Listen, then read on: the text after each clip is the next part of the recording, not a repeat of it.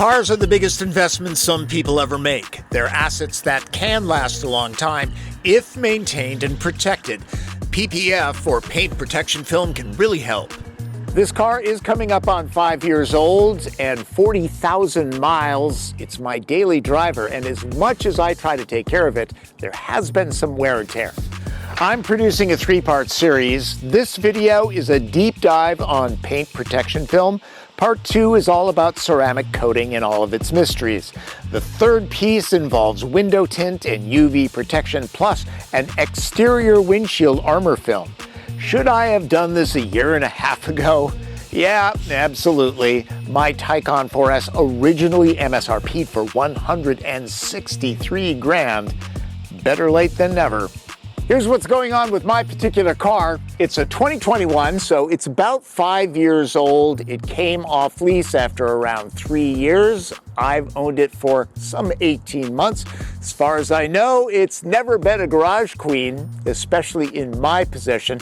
I live in Seattle. We have elements like rain. I also live on a street that has these huge trees, and I can't quite fit this vehicle in comfortably to my cave of a garage, so until I get it modified, the Cadillac lives in there. Yes, I still have the Cadillac. I drove it home to Seattle from the Los Angeles area, went to Whistler, British Columbia to ski, watched an old beige Camry back into it and drive away. Yeah, it left a mark. PPF would have protected it. Expel is on my Cadillac's nose. After 10 years, it remains blemish-free. A decade later, there are so many more choices. I contacted a dozen or so companies, got samples, didn't know that Avery Dennison, the sticker badge company, makes PPF. 3M, Lumar, and Stek are popular choices. There's generic stuff on Amazon. Stek, a company I wasn't familiar with, called me back. Turns out its North American headquarters are 10 miles from my house. Who knew? So I drove up. Honestly, over the last few years, hundreds of more film brands entering the market. What's really unique about Stek is we are our own manufacturer. So here we're at the North American, distributor, but all of our films are made in a Stek factory in Seoul, South Korea. And the unique benefit of that is that we're involved in that research and development process, in the quality control and the product testing. Full disclosure, after I did my research and determined on my own terms that Stek products were the way to go for a number of different reasons, the company reached out and offered to provide the materials for free. Now, that doesn't mean that I'm not going to criticize them if they don't live up to my expectations, okay? I am paying for installation. Doing the install is Metropolitan Detail in Redmond, Washington, the home of Microsoft, meaning vehicles like this, and this are common. Stek recommended Metropolitan, but maybe more important, they allowed me to hang out to document the entire process, because without video, this would be radio, right? And boy, did I learn a lot. Starting with, Lee's eyes see paint scratches and swirls, mine don't. The obvious Camry ding needs TLC. And then we'll come out here and level it off. Wow, that already looks a lot better. I was just thinking the opposite. Well, there's no black mark. Yeah. There are over a dozen tiny dings to look after. Kind of stupid to put film over paint with issues, so my car gets the full automotive spa treatment. Just making sure all of the dirt is getting out of all of these crevices here, because it's very easy for that dirt just to fall into the film as it's getting installed, and we don't want anything in the film. Iron particles off other cars' brake pads end up embedding in the paint. This is Iron X. It's an iron deposit remover that's going to get a lot of the little contaminants that are really stuck. Sometimes if you touch your paint, even if it's clean, you can feel little pieces of grit that are really stuck to the paint. This solution turns the deposits purple. And this helps get all of that off of there, which then will give us a nice clean installation for the paint protection film. I spent a lot of time researching the film before deciding on Stek, but one of the most important aspects of this job is the prep of the vehicle.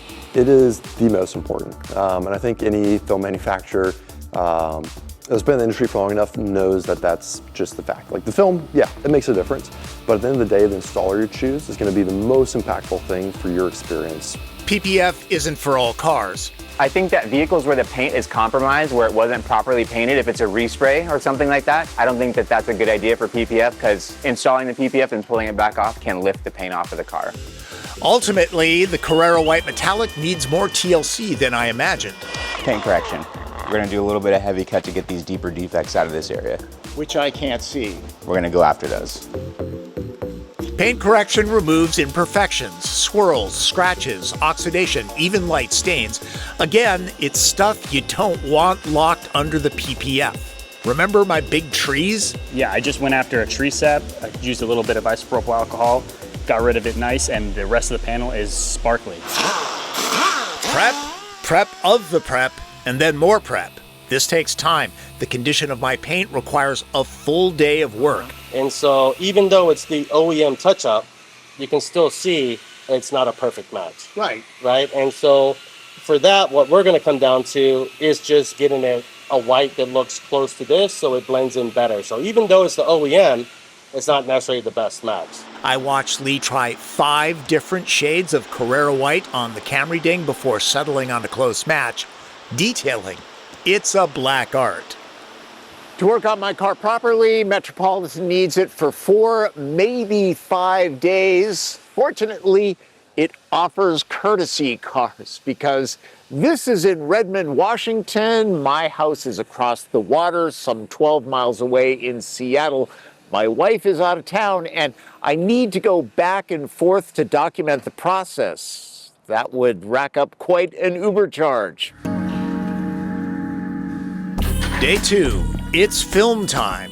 The decontamination, rock chip fixes, and paint correction give the Taycan a newfound glow. PPF locks that into place.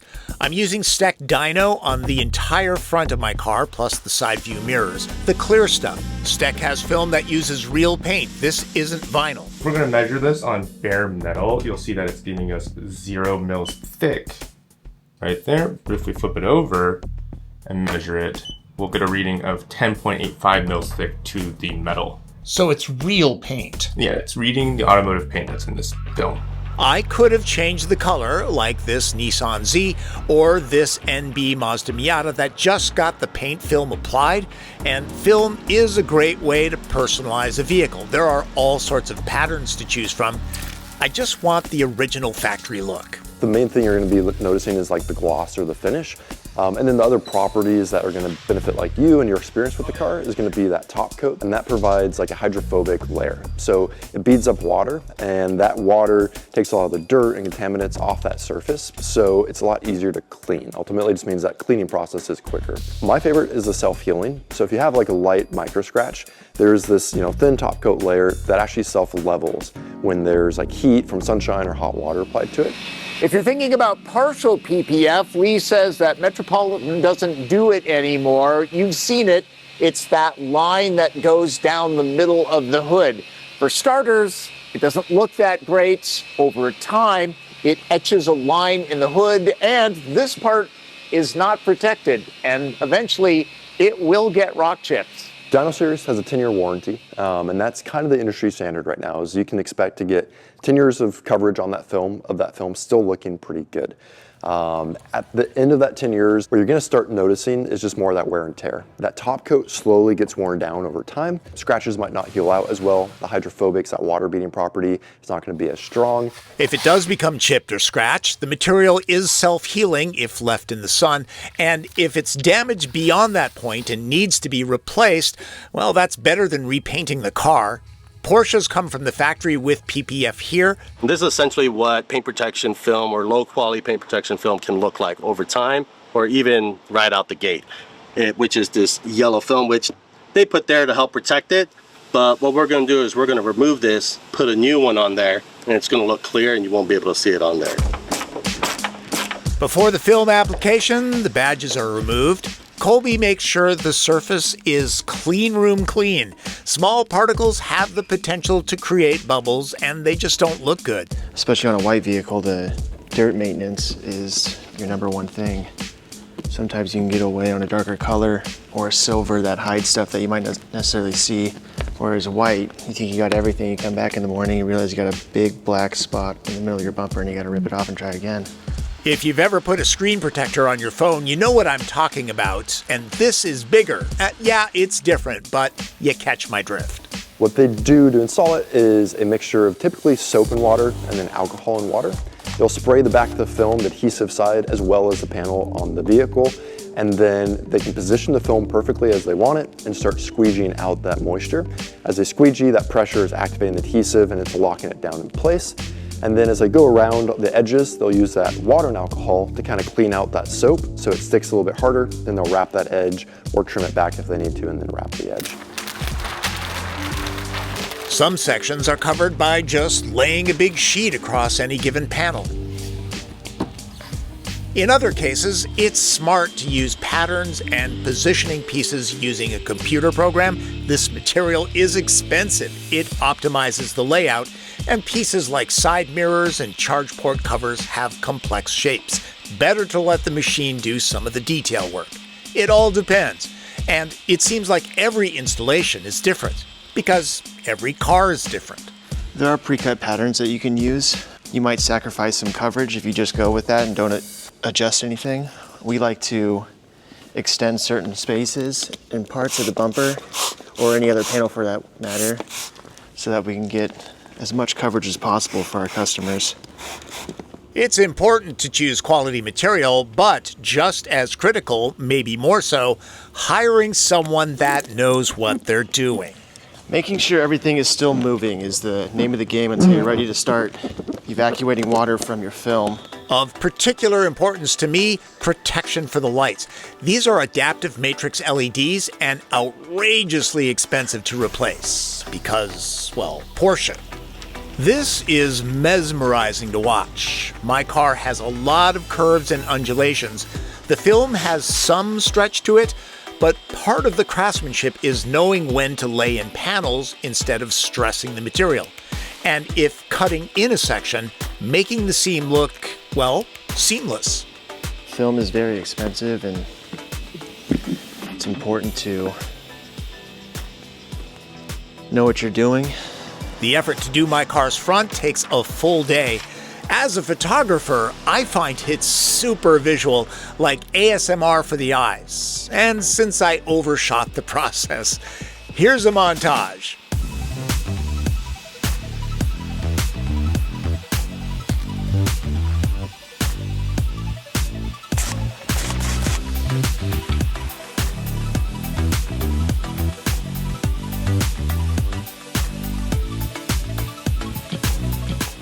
Well, it's done. Sure is. It looks amazing. Thing is, even in 4K on a big screen, you cannot tell how much better this vehicle looks. Nice. Good to hear. Good to hear. I'm pleasantly surprised. I mean, I can't even tell there's any film on this at all. Good, good. That's the goal.